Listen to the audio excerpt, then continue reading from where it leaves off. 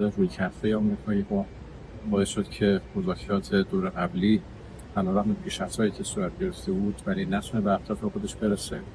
زیاده‌خواهی‌هایی که انجام دادن و رویکردهای غلطی که اتخاذ کردن، لازم بود که برای بررسی آخرین وضعیت ما مشورت‌هایی رو با دوستان و دوستان داشته باشیم که الحمدلله سفر خیلی خوبی بود. مرور کردیم بر آنچه که گذشته و اینکه در چه شرایطی میتونه مذاکرات ادامه پیدا کنه. عبور امن از تنگه هرمز یک موضوع مهم جهانی هست. الان طبیعی هستش که ما به عنوان دو کشور ساحلی این تنگه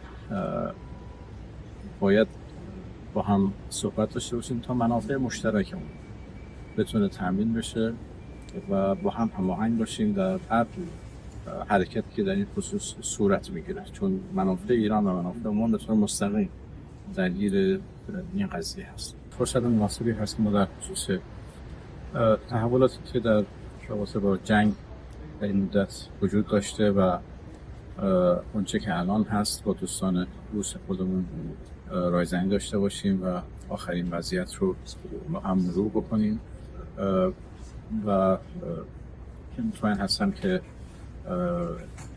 مهم خواهد بود که ما با هم در این خصوص هماهنگی لازم رو به عمل بیاریم.